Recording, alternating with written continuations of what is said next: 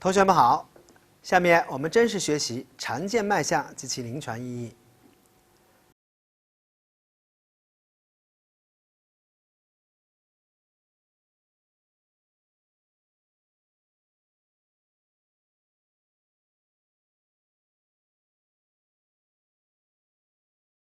疾病反映于脉象的变化叫做病理脉象，简称为病脉。一般来说，除了正常生理变化范围以内，以及个体生理特异变化之外的脉象，均属于病脉。脉象的数量，历代医家著作有所差别。《内经》记载有21种脉象，《伤寒杂病论》中记载有26种脉象，《脉经》总结为24种，《景岳全书》只分为16种，《滨湖脉学》则为27种，《整家正言》为28种脉象。近代的临床提及的脉象通常为28种脉象，本课程只讲述28种脉象中常见的19种脉象。我们按照位、数、形式4个要素8个方面来学习。首先我们来学习按脉位分类的一对脉象，浮脉和沉脉。首先我们来学习浮脉。浮脉的脉象特征是指的轻取即得，重按稍减而不空，举之有余，按之不足。浮脉可理解为浅脉。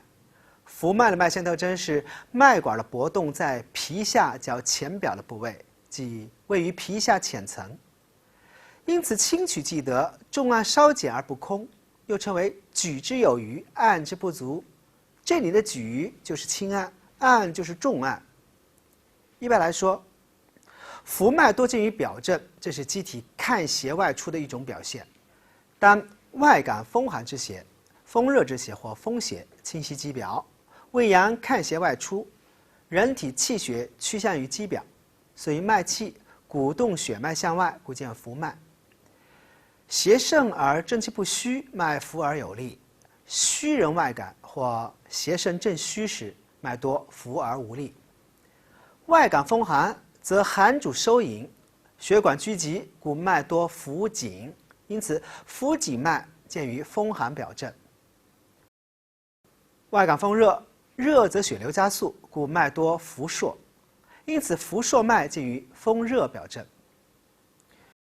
虚人外感风邪，风鼓动血脉向外而浮，正气不足则脉缓，所以虚人外感风邪，脉多浮缓，因此浮缓脉见于伤风表症。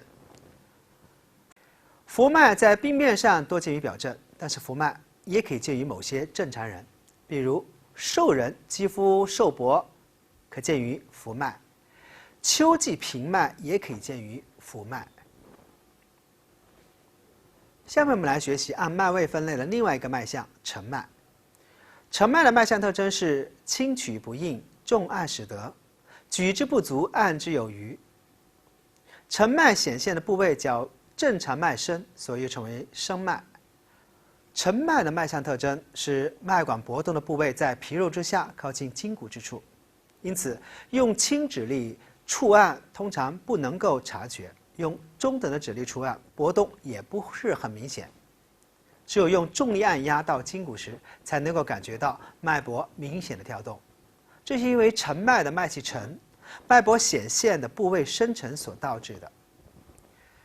沉脉多见于里症，沉而有力为里实症，多为邪实内郁，阻遏阳气，不能鼓动脉气所导致的，可见于气滞、眩瘀、食积和痰饮等等病症。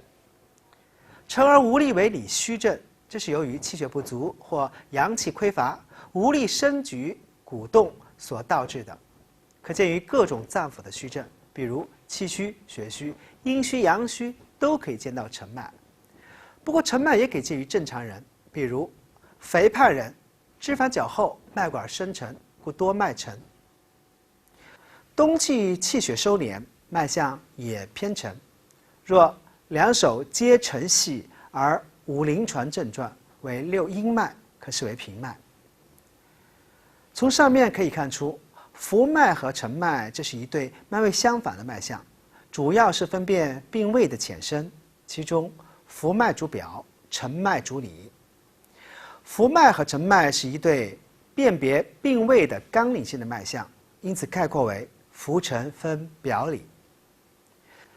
下面我们来学习按照脉律分类的一对脉象：尺脉和硕脉。首先我们来学习尺脉。尺脉的脉象特征是脉来迟缓，一息不足4至，相当于每分钟脉搏在45到60次以下。尺脉的脉象特征就是脉管搏动的频率小于正常的频率。尺脉多见于寒症，迟而有力为实寒症，通常由于寒邪侵袭困阻阳气，不能鼓动脉搏所导致的。迟而无力为虚寒症，通常是由于阳气亏损，无力鼓动脉搏所致。此外，尺脉也可以见于某些正常人，比如运动员和经常锻炼的人，心脏的功能强大，可见脉迟而和缓有力。正常人入睡以后，脉来迟缓，都属于平脉。下面我们来学习按照脉律分类的另外一个脉象硕脉。硕脉与尺脉相反。硕脉的脉象特征是脉来急促，一息5到6至，相当于每分钟脉搏在90到120次左右。硕脉的脉象特点就是脉律比正常为快。硕脉多为热症，硕而有力为实热症，它是由于热邪亢盛，正气不衰，邪热鼓动血脉运行加速所导致的。硕而无力为虚热症，它是由于阴虚不足，虚热内生，也可以鼓动血脉运行加速所导致的。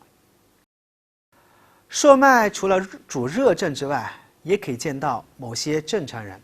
硕脉正常主要见于小儿，比如3岁以下的小儿脉搏一息7至以上，又称为急脉；3至5岁小儿脉搏一息6到7至；5到10岁小儿脉搏一息5到6至，接近于成年人。